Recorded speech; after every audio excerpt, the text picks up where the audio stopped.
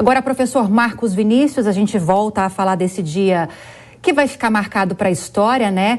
Morreu e morre, né? Porque ficou eternizado Rainha Elizabeth II aos 96 anos.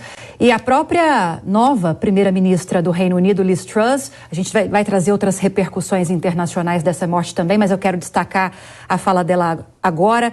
Disse que Rainha Elizabeth II foi uma inspiração pessoal para mim e para muitos britânicos.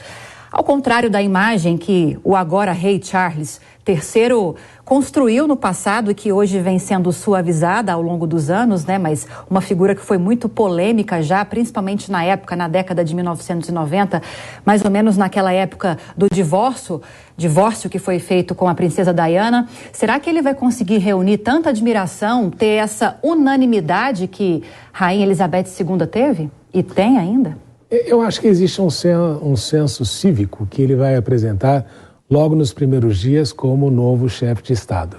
E mesmo o príncipe Charles, ele já afirmou anteriormente que muitas das coisas que ele fez como príncipe, ou muitas das coisas que ele afirmou como príncipe, agora, quando assume a chefia do Estado britânico como rei, serão diferentes. Mas, obviamente, que muita gente, particularmente considerando que faz pouco tempo que se recordou os 25 anos do acidente trágico que aconteceu naquele túnel em Paris, em que a princesa Diana morreu, claro que muita gente vai querer relembrar e requentar a história da separação e do divórcio de Charles. Mas eu sempre comento, né, que se nós fôssemos analisar uma história de amor, de fato, o relacionamento entre Charles e Camila foi, desde o primeiro momento, desde que eles se conheceram, ela sempre foi a mulher que ele quis casar e que por impedimentos protocolares não foi possível na ocasião. E eu acredito que nesse processo todo a Rainha Elizabeth viu e por essa razão flexibilizou até no último momento e permitiu que Camila venha a ser chamada e ser também a rainha consorte. O que Elizabeth viu nesse processo todo é que o tio dela teve que renunciar ao trono por causa de não poder casar-se. A irmã dela também foi impedida de casar-se.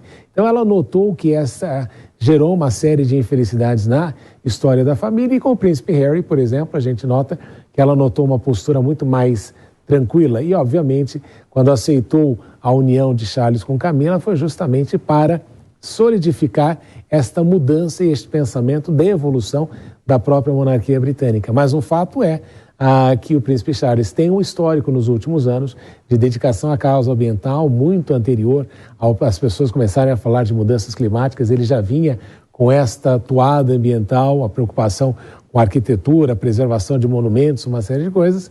E ele tem aí, neste processo todo, também até reduzido o tamanho da família real, daqueles que exercem a função, justamente para dar ao público uma satisfação com relação aos impostos que são pagos e uma parte deles, 50, 60 centavos, que são destinados à manutenção não só da família real, mas também dos palácios e tudo isso.